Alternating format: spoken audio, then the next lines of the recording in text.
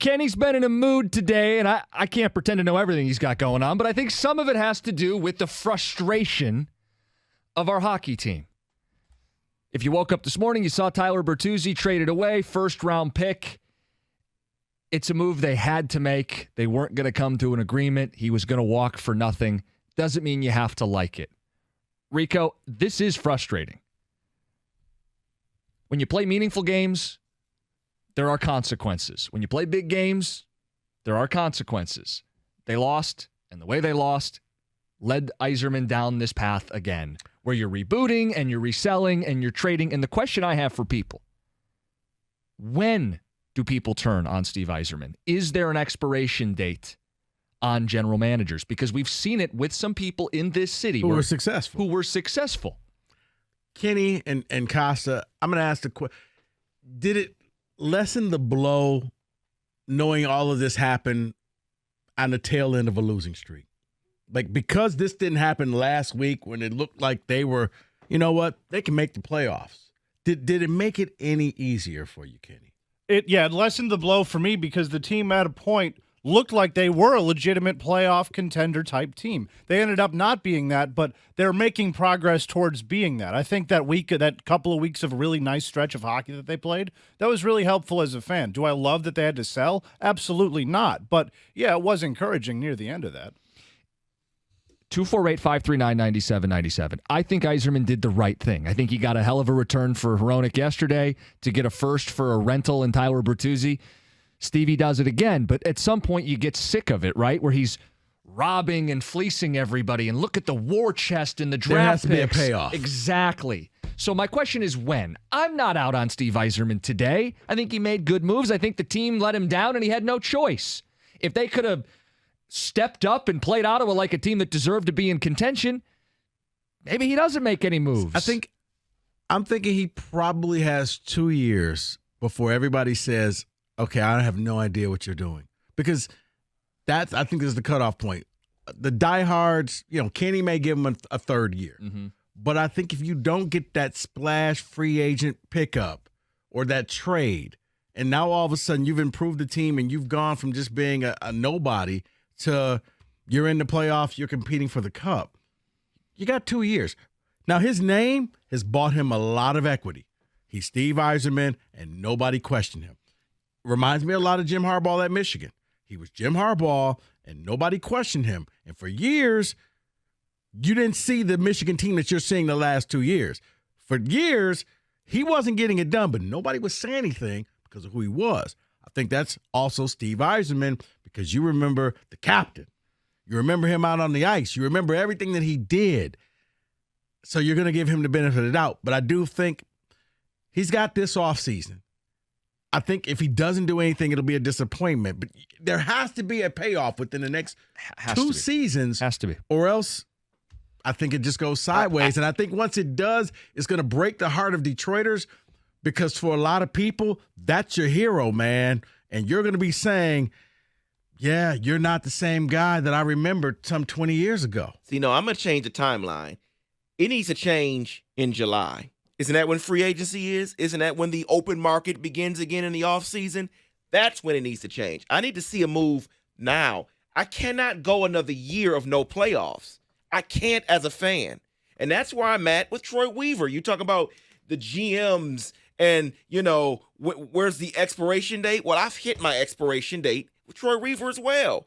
Well, see, but I think Steve Yzerman and his name, that name alone, he gets a little longer. Yes, buys him some years. Troy Weaver, if every day was draft day for Troy Weaver, this team would be hoisting trophies. He is the belle of the ball come the draft. You're like, man, Pistons in another trade. Jalen Durant, they got all these people. And then the rest of the 364 days, crickets. My point is, we've turned on people who are more successful than Steve Yzerman. We turned on Holland. I was one of those guys. By the end, he won cups. Yeah, but at the end, he was doing more damage. Right. So eventually, you turn on a guy. Joe Dumars, another great example. Titles as a player and a GM. By the end, laughingstock. Right. Get him out of here. Dave Dombrowski, I remember this. I wasn't working here, but I was listening to this station the day Dave Dombrowski stepped down. Fans were excited The man architected teams to 2 World Series and fell just short, and fans said good riddance. There are expiration dates on successful general managers. You would think it would be an even shorter shelf life for guys who aren't winning. Now, Yzerman's a special case. Yzerman, I think the closest comparison to Yzerman was Joe Dumars. Okay. Legend, as a Piston, came back. Joe actually won. Joe made some questionable picks that I remember the fan base. Joe, why? Now, the funny thing about Rodney all those. Stuckey. Yeah, but Chris Middleton, like a lot of the picks that he got. Letting him later, go. Yeah, the Pistons can't afford these guys anymore. They let him go. Oh, Joe doesn't know how to draft. Well, Joe actually was looking at the future. It wasn't happening as fast. But I think Dumars and Yzerman are the best comparison because I think Joe had a lot of rope because of who he was. He played for the Bad Boys. He was that guy. You know, league. I mean, he was the finals MVP. He won titles. I think Steve got to do something within 2 years to keep this thing going. If he gets, man, if he just gets you to, you know, the Eastern Conference, the final, I think that would be enough that fans would be like, nope, I see what he's doing. I fully trust him. Rico, I see what he's doing right now. I do, but I'm into the weeds in hockey. I see what he's doing. They have 8 of the top 100 players, 22 and under. They have 26 draft picks over the next 3 years, 5 first-round picks. He's war-chesting more than anybody's ever war-chested. Right. I see what he's doing. Even as someone who sees what he's doing, I got to see a payoff. Right, but it can't just be, hey, we've got all the draft picks you could ever want. Maybe trade some of them, leverage some of them. It doesn't have to be, well, we're going to draft them and then 5 or 6 years from now, they're going to pan out. I'm not going to be happy drafting 18-year-olds from Sweden for the next decade. Eventually, it's got to pay off. Right. It's the 26 picks. You're like, we're not going to draft all of these players. Yeah, use some of them. Do something with them because, after a while.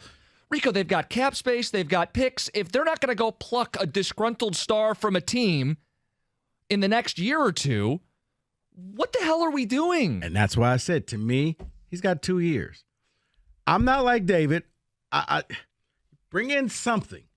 You got to do something in this offseason.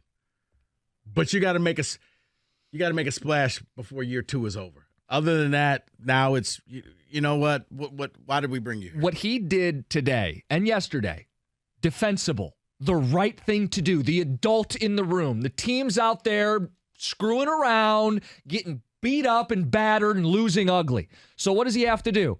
Fine, I'll go take advantage of some desperate teams and build the war chest. It's the right thing, but you don't have to like it. And at some point, it's going to eventually boil over and the expiration date will hit. Because that's what it is. It is the right thing. I know this. All the fans know this. But what I can't do next year is go into the season and put on my back draft pick. I can't put that on the back of the jersey and win with draft picks. Draft picks, 26. I need players. What about draft capital? Don't you need get that it. jersey? Nope. In our starting lineup tonight, Future? Can't do it. Players. protected pick. Okay, let's get some phone calls in the mix. Plan. Rick, you're on 97.1. What's up? Guys, you guys are right on it. Hockey's a business for me. One of the former players with Stevie said this quote, "We think that 19 sometimes we're giddy at 24 and 26, getting them space on the ice." Your comment about the Swede is spot on. We had a kid named Johnny Merrill here who's not the greatest, whatever, okay? We had him for a year. We let him go at $900,000 to the Canadians, and he went to the Stanley Cup final. Now he's in his second contract for the Wild, the playoff team, making almost $4 million a year, okay? Ottawa was only 2 games over 500 with 4 to 5 20-goal scorers. Now they got Chickern, who's going to make the team even better. Who have we got in the last 9 years, okay? And I know Stevie hasn't been here 9 years, 3.5, but who'd they support Blash with? Well, you're right. I'll name all the Rick, when he took over, it was a dire situation. They were hamstrung with a bunch of Ken Holland bad contracts, no trade clauses. It took every bit of 2 or 3 years to get out from under all that. And in the midst of it, they weren't encouraged or incentivized to win. So they had draft picks. They drafted well. They have a rookie of the year in Mo Sider. They've done all those good things. How many more years can you endure, though? That's what it comes down to. 248-539-9797. All we need is John Merrill. Exactly. That's the missing piece. If he was there on Tuesday night in Ottawa. I want to hear what Kenny has to say about it because he lost his mind on that phone It's call. not because of John Merrill that the Canadians made it to the Stanley Cup final. That was the COVID year. Half the league was blown up. John Merrill, my ass.